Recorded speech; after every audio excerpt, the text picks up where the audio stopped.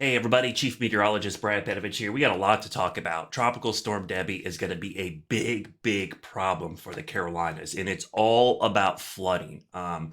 There's a lot of areas that'll be impacted. Please, when you see this, I'll explain as much as I can. There's not one area of the Carolinas that's out of the woods. Like a lot of folks will watch this and go, oh, it looks like it's going to miss us. Do not say that. If you say that, you would be wrong. Okay. There's areas that are going to get clobbered. The problem is we don't know how extensive or which areas will be clobbered the most, but everybody will be impacted in some way by this. So if you live in North or South Carolina, doesn't matter where, there's a chance you'll be impacted. So when people ask, what about my time? What about my time? You're all going to be impacted. It's just levels or degrees of impact. So let's get right to it. Why is it such a big problem? Well, a couple things. Tropical systems in general, we always worry about. It's not that this is going to be a super strong system. Could it become a minimal hurricane? Yes, 100% chance that could happen as it hits Florida. The problem for us is it stalls and the moisture it brings. So here's the current forecast track. So over the next couple of days, really today through Tuesday, it makes landfall. Big surge in Florida. This is an area that has a lot of storm surge anyway. So Florida, storm surge, hurricane force winds at the coast, maybe even tropical storm force winds inland. All the threats you see with hurricanes. As it moves up towards Georgia and South Carolina, something happens. It stalls. And so what happens when it stalls, it can dump rain for days, not hours, days. Now, you also notice we've got this stationary front.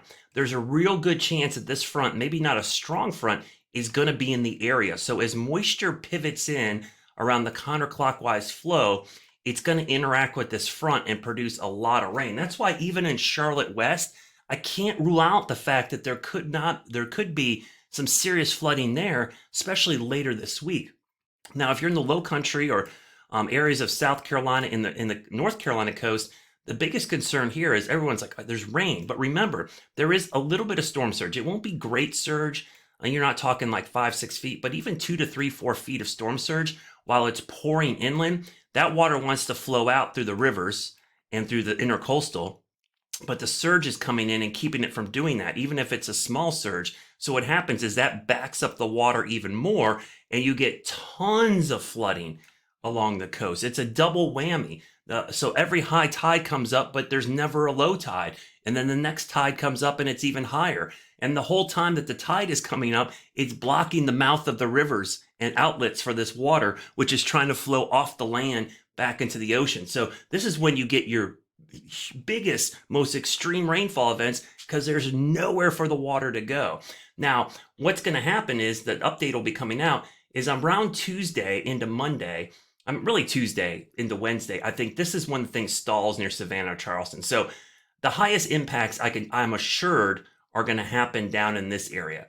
But as the system tracks up, it could track there, it could track closer to Charlotte, it could track this way. There's big uncertainty up in here about the flood risk as it moves in that area. So why is it going to stall? It's pretty straightforward, actually. The steering currents, which is a big high pressure system over Bermuda, it's too far away. It's not really strong enough to push it. So most of the flow is here. We've got a heat dome over the western US. It's pretty far away. It's not really steering it much. And the jet stream, which if you get a trough to pick it up would be great. The problem is the jet stream is really up here. So it's kind of caught in no man's land between all these gears. Like imagine these are gears and you got like a belt and the belt needs to catch one of these gears. Well, it's in between all three of these and nothing really catches it. So what does it do? It meanders around, and that meandering around causes some big time problems. So let's start looking at some of the rainfall amounts. Again, these will change. That's why I say stay weather aware all week, because potentially the 5-day rainfall forecast could be off the charts. Now you see the areas, folks, that's 20 to 30 inches, okay? And you see even to Charlotte, that's 4 to 6 inches, with most of our area seeing at least 2 to 4. Now that's a tremendous amount of rain. So when you look at the extreme rainfall outlook, you could see extreme. I mean, that's the purple and look at that red. There's a good chance this could get pushed up into parts of the Piedmont. So that's why I said, even though people here are going to see this and go, I can hear it right now.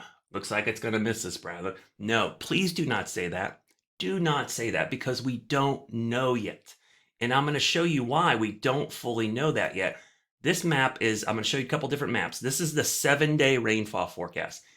you don't normally see these kinds of purples on here, right? You got, I think the max is 27.49 inches of rain somewhere around Charleston, Savannah. I'm going to zoom in even closer. We're just going to do the Carolinas here. You see in Charlotte, 5 inches. That's a big deal in Charlotte, guys. I hate to tell you that. If we get 5 inches in Charlotte, we're going to get flooding, okay? Now, the mountains, a little bit less. But you notice some of the purple showing up here because what this is trying to indicate, and I'm going to go 7 days out.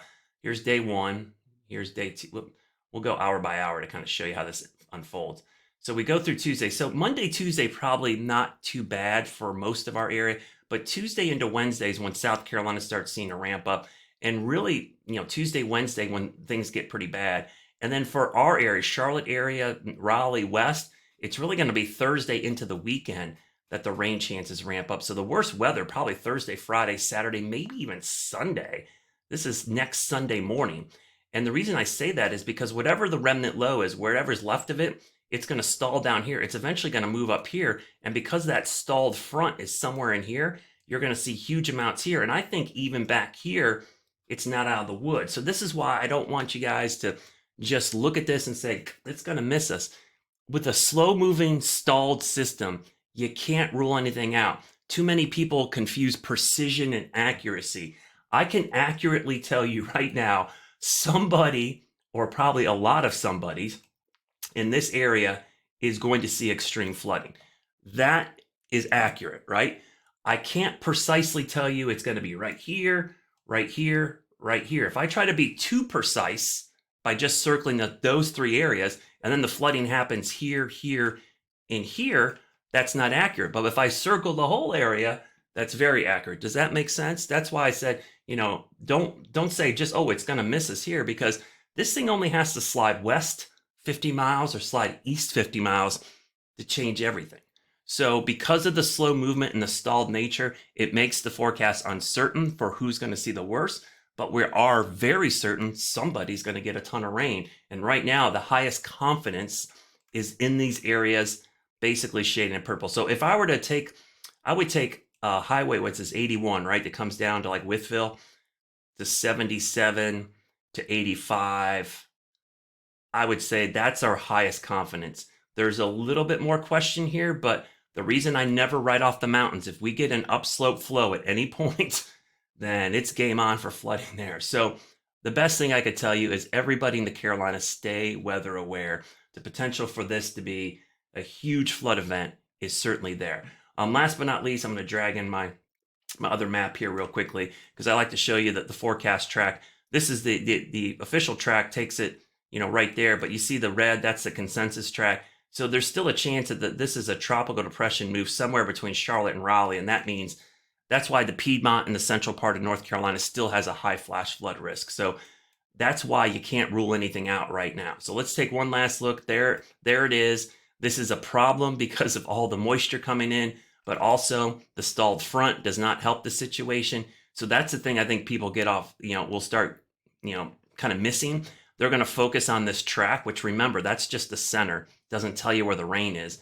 They're going to forget that there's a stalled front here, and counterclockwise flow produces all this moisture, and that moisture interacts with the front, and you see heavy rain well ahead of it. We've seen this before. Think of Hurricane Florence. Think of Hurricane Joaquin, which never made landfall.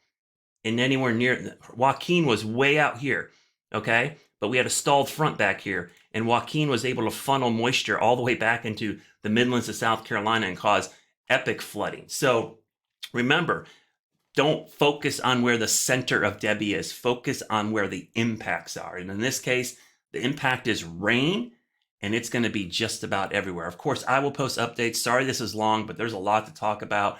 And if you're in the low country of South Carolina, please prepare now for flash flooding and storm surge and all kinds of flooding. That's a flood-prone area already, and I know a lot of people go, it floods all the time. Not this kind of flooding. 30 inches, that's historic, okay? So make sure you're ready in the low country of South Carolina, and everybody else, be ready for flooding. Clean storm drains out. Make sure your gutters and downspouts are cleared. If you have standing water parts in your yard, make sure everything can flow away from the house. Anything that you can help to do today, tomorrow, and Tuesday before it really pours, it's time to do it.